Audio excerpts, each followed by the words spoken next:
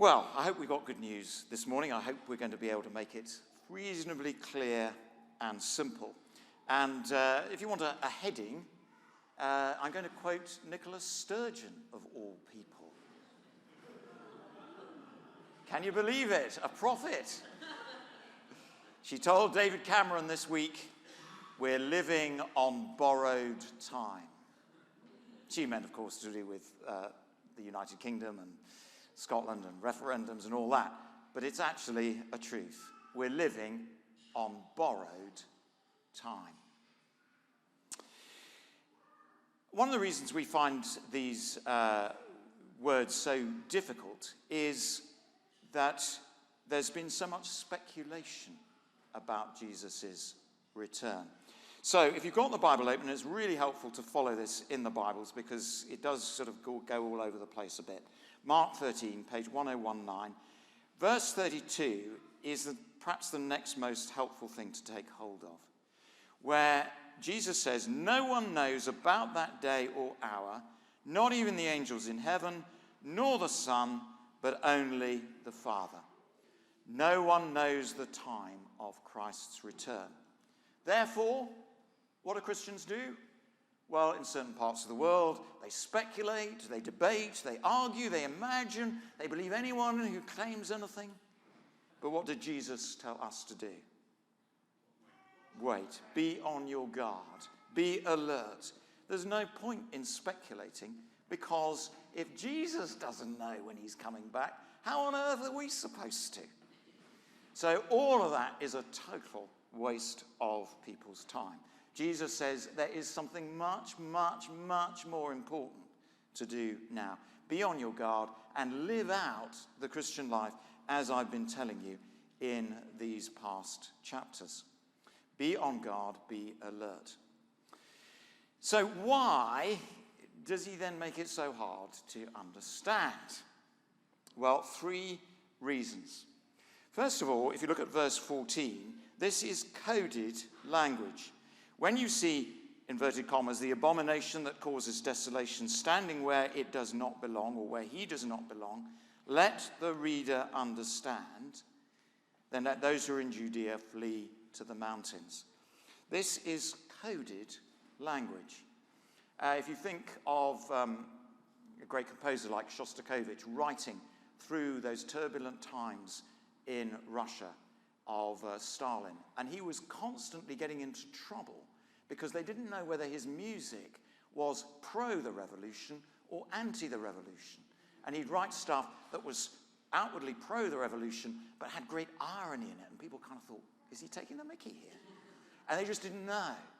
It was a coded language, which was his only way in which he could be true to his artistic self without being compromised by what the political forces were forcing him to do. So here we've got coded language. Let the reader understand. Secondly, it is prophecy, and we're going to think a little bit in a minute about how prophecy works and why it's true in every generation. Verse 23, Jesus says, "So be on your guard. I've told you everything ahead of time." Now, how do you tell people everything ahead of time? If I suggested to you that you wrote me 600 words, which is the amount of words in this chapter, about what you're doing in the next 2 weeks, you'd probably find that all right. You know, you've got a whole list of things in your mind that have got to be done, and you could probably expand at quite length about all of those things. If I said to you, what are you going to be doing over the next year? Well, you might have 1 or 2 headlines, but it begins to get a bit hazy. 5 years, well, that's very hazy. 10 years, and now Jesus is now saying, I'm telling you everything ahead of time. So how on earth can he do that? Well, one of the ways he does it is through pictures, through images, because a picture is worth 1,000 words. So this writing, though it seems so confusing to us, is actually God being an artist. He's drawing things on a massive scale so that we can see and feel, perhaps most important of all, what is going on. And we are being invited in to see what is hidden. And this is a third reason, that because of all the difficult things that happen in the world, Jesus is giving to us a powerful visual and verbal encouragement for the days of distress.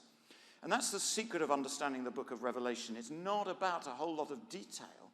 It's about painting a colossally powerful picture of what's actually happening behind the scenes in heaven, so that we can be comforted and encouraged on earth. So that's what art does. Art takes the things that aren't easy to express, that aren't easy to communicate in words, and communicates them to us in powerful images and feelings. So I've got a picture just by way of illustration of that. I think it's slide number 10.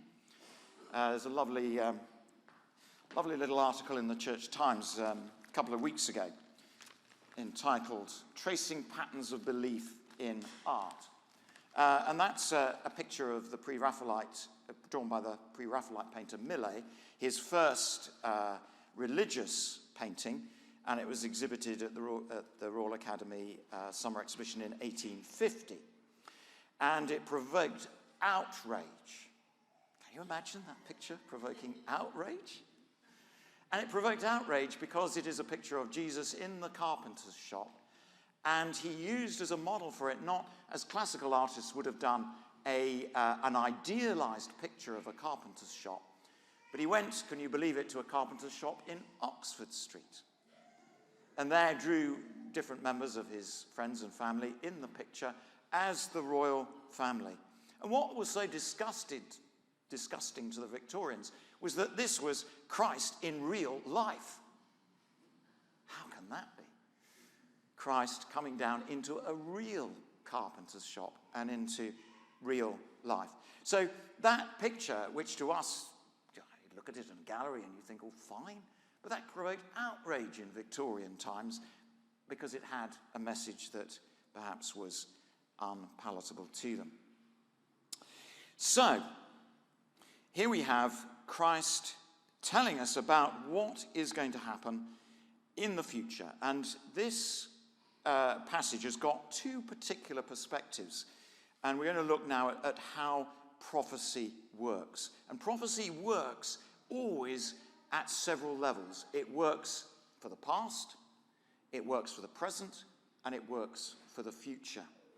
And prophecy works because there is an unchanging nature of God and an unchanging nature of humankind. And they are in interaction with each other. And they produce patterns. So God's pattern, what's God's pattern like? Perhaps we could have slide 8. You might think of God being like a flat line. Jesus Christ the same yesterday and today and forever. You know, God just flat lines. Permanently the same. Well, God's a lot more complicated than this, which is called a sine wave. A lot more complicated. But that's a better image for us to begin to have in our mind as to who God is than a flat line, always the same. He never changes, but yet he is always at work. And the sine wave's a wonderful thing. So much of life is based around a sine wave. Waves, sound, words, music, electricity, electronics. And you can make any wave form out of a sine wave. And when you think of God as the word, the communicator, the musician, the artist, all of those things, then you can begin to see that the sine wave is much more of a fundamental pattern to life than other things. And if we go on to slide 11, if we could, God's sine wave is the up bit is God actively blessing. See, God doesn't sit in heaven and think, oh, I wonder what I shall do today. Well, I should just stare at the clouds and wonder what's happening. No, you see, God is searching to actively bless his people. He is working to bless us. So if you like, that's the upswing of the sine wave. But he also has to restrain human sin. So there is a restraining mercy on the downside of it. And that's because life, the interaction between God and humankind, is between God's liberal sovereignty and man's rebellious dependency. Try and get your mind around that. God liberally is sovereign. God is Lord of everything. And yet he gives and gives and gives. He gives this world into our care. He is the liberal sovereign. And us as human beings, well, we are dependent on God. We're dependent on God for our breath, for our life, for our strength, for our food, for everything. We are dependent on God, but we're constantly in rebellion. We constantly want to do it our way. We constantly want to be independent of the God who loves us. So, if we could go to slide 12, we see that, if you like, man has a sine wave as well. There's our stubborn rebellion, which is our downswing, and our humble seeking of God in the upswing. Now, sine waves combine. And so, as God and man are in interaction with each other, patterns emerge. And that's why prophecy works in every age. The same truths produce the same patterns.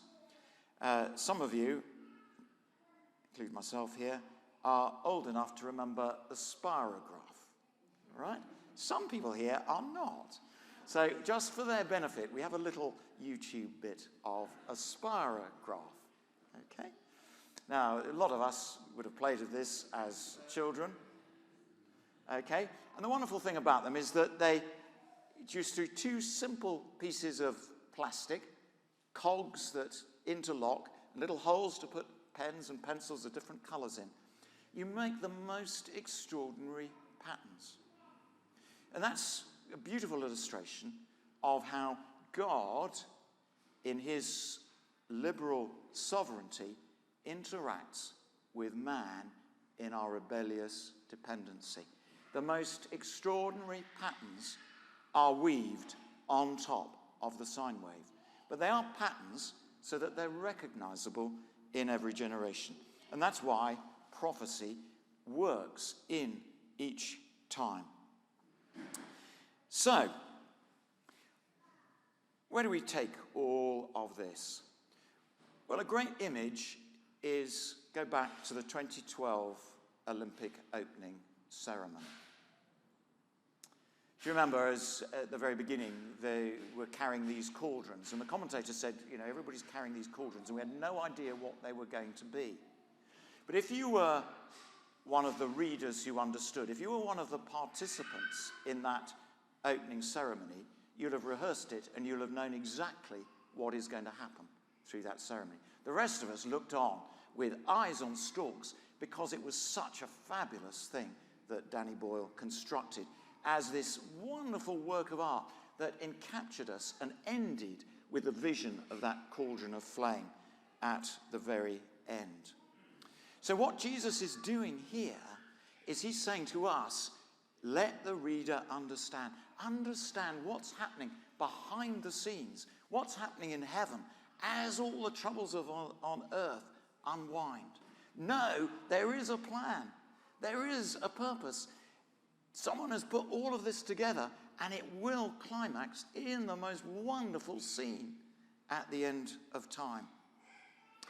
And you and I are called in to that vision, to understand that despite all the pain and agony and horrible things that are happening in so many places in the world, this prophetic pattern of God will come into being. And Jesus accentuates this for us and draws attention to this for us in a particular way, which we're just about coming to the end. But if we go to slide 14, scholars will argue forever and ever until Jesus' return about exactly which verse belongs in which place. But if you want to have a kind of reasonably sensible guide to these verses, hang on to that. But particularly look at verses 28 and 29, because they draw out the relationship between the destruction of Jerusalem in AD 70 and the second coming of Jesus at whatever time it is. So all this abomination of desolation, it's true in every age, but it was particularly true for AD 70. And 35 years after Jesus' death, the Romans came and destroyed the temple in Jerusalem. And then in verses 24 and 27, Jesus points ahead to his return and says, in those days, following that distress, the sun will be darkened, the moon will not give its light, the stars will fall from the sky. That time men will see the Son of Man coming in clouds and glory. He then says in verse 28, now learn this lesson from the fig tree. Now, if you've been very attentive, you might remember, oh yeah, we had a fig tree in Mark. It will be about 6 or 8 weeks ago now. Do you remember what the fig tree was about? Jesus came into Jerusalem. He saw a fig tree on the way in, and he cursed it, and he went to the temple, and he saw all the things that were going on in the temple, and he said, my house is meant to be a house of prayer, etc. And then when they came back the next day, the fig tree was cursed. It was barren. It was dead. And the fig tree stands for the end of the temple, the end of the covenant of Jesus with the Jews. It's hard to say the end of the covenant because it's much more complicated than that, because the covenant both ends and doesn't end, and it's all slightly intricated. But what Jesus is doing here is saying, in 35 years' time, you will see the temple destroyed. The temple will no longer have its place and purpose. And know from that, however long it takes, I will come back.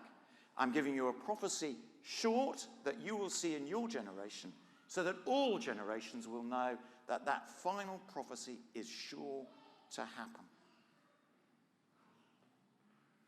And so Jesus connects the two, and he interweaves the two of them together. And he says that the destruction of the temple, that the distress, verse 19, will be unequaled from the beginning when God created the world until now. Well, there was suffering. It was a bad and difficult time for Jewish people when the temple was destroyed. But it wasn't the worst thing of history. The Holocaust, ethnic cleansing in Rwanda. There have been many, many worse things, the wars in the Congo, many, many worse things and more distressful things. So what does Jesus mean? What he's talking about is that from heaven's perspective, the destruction of the temple was probably, apart from the cross, the most extraordinary event in world history. Think about it. God, through those years of the Old Testament, made a covenant with his people, and at the heart of that covenant was the temple in Jerusalem. And at the heart of the temple in Jerusalem was the Holy of Holies, this one place where the God of the universe came to live, confined in one space, investing his presence and manifesting his presence in that temple. And so from the time of Solomon, so God's Holy of Holies, God's presence on earth, was marked in the temple. And in AD 70, that investment of God, that manifestation of God in the temple was obliterated. That's why in heaven, that event is of unequaled distress. For from God's heart, the place at which he'd invested himself in humankind, he had to withdraw.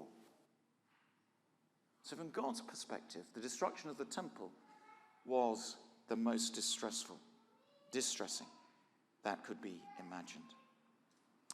But of course, there is a new temple.